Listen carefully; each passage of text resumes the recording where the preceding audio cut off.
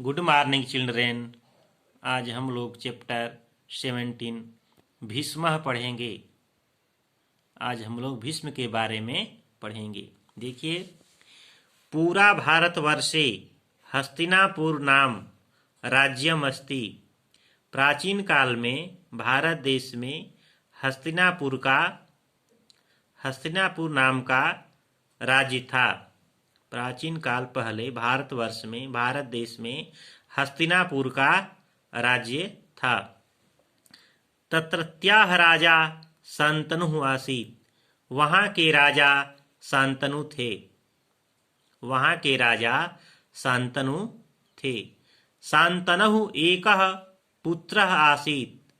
शांतनु का एक पुत्र था। यस्य नाम देवव्रतः आसीत्। जिसका नाम देवव्रत था। जिसका नाम देवव्रत था। देवव्रतस्य मातुः नाम गंगा इति आसीत्। देवव्रत की माता का नाम गंगा ऐसा था। देवव्रतः अतीव शूरः पराक्रमी पितृभक्तः च आसीत्। देवव्रत बहुत वीर पराक्रमी और पितृभक्त थे। एकदा देवव्रतस्य पिता शांतनु आखेटाय गंगायाः तीरम अगच्छत्। एक बार देवव्रत के पिता शांतनु शिकार के लिए गंगा के किनारे गए। तत्र सः कश्चित् नाविकस्य सुतां सत्यवतीम् अपश्यत। तत्र वहाँ वह कश्चित कोई नाविक की पुत्री सत्यवती को देखे। वहाँ पर वह किसी नाविक की पुत्री सत्यवती को देखे। सा अति रूपवती आसीत्। वह बहुत ही रूपवती रूपवान थी, सुंदर थी। सा अति वह बहुत ही सुंदर थी। निपः तस्याः पीतरम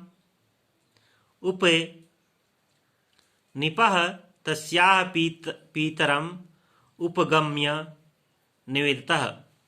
राजा तस्य उसके पिता के पास जाकर के निवेदन किए, बोले, भद्र हे, यदि त्वं स्वसुतायाः विवाहं मया सह करिष्यसि तो अहं तुभ्ये राज्ये उच्चपदं दास्यामि।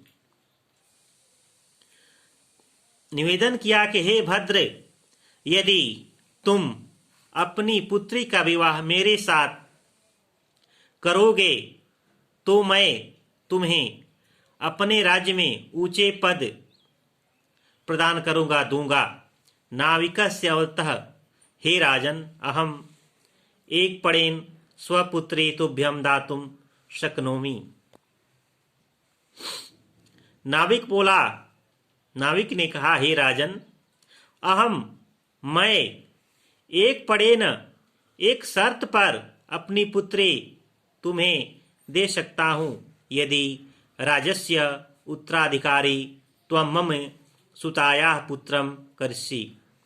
यदि राज्य का उत्तराधिकारी तुम मेरे पुत्री से उत्पन्न पुत्र को करोगे।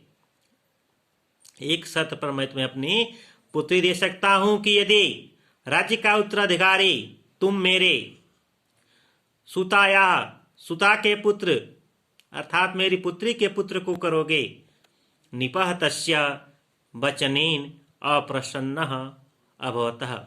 राजा उसके बात से अप्रसन्न हुआ, दुखी हुआ। यतः तस्यः पुत्रः देवव्रतः एव राजस्य उत्तराधिकारी आसीत्। एव शान्तनुः निराशः भूत्वा स्वप्रसादतं प्रत्यागतः। यतः क्योंकि उसका पुत्र देवव्रत ही राज्य का उत्तराधिकारी था। एव इस प्रकार शांतनु निराश होकर के स्वप्रसादम प्रत्यागतः, अपने प्रसाद अपने महल को लौट आए। यदा देवव्रतः इदं वृतांतं श्रुतं, जब देवव्रत ने यह वृतांत सुना, तदा सह नाविकम उपगम्यम निवेदितः, तब वह नाविक के पास जाकर के निवेदन किए बोले, हे भद्र महापुरुषः, हे कल्याणकारी पुरुष, अहम अद्य इयं प्रतिज्ञां करोमि यत् अहम राज्यस्य उत्तराधिकारी कदापि न भविष्यामि।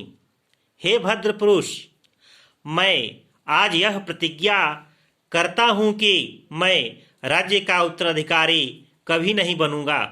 तदा नाविकः अब्रवीतः, तब नाविक बोला, इदम उचितम किंतु तव पुत्रः तु कालांतरे तत् राज्यम अधिकरिष्यति। यह ठीक है, किंतु तुम्हारा पुत्र तो कुछ समय बाद वह राज्य का उत्तराधिकारी करेंगे, राज्य का उत्तराधिकारी बनेंगे।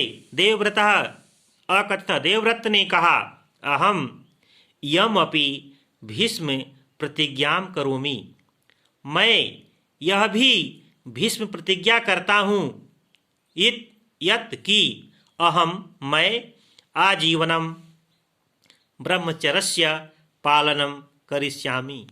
मैं यह प्रतिज्ञा करता हूँ कि मैं आजीवन ब्रह्मचर्य व्रत का पालन करूँगा। देवव्रतस्य अस्याः प्रतिज्ञायाः अनन्तरं नाविकः स्वतेवत्याः विवाह नृपेण सह अकरोतः।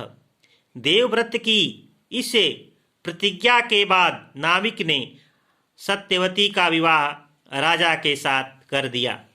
ततः प्रभृति ही देवव्रतस्य अभिधानं भीष्म इति जातम। तथा प्रभृति उसी के प्रभाव से देवव्रत का अभिधान संकल्प भीष्म इति जाता, भीष्म हो गया। तभी से देवव्रत का अभिधान भीष्म इति भीष्म हो गया। ठीक, संकल्प भीष्म हो गया।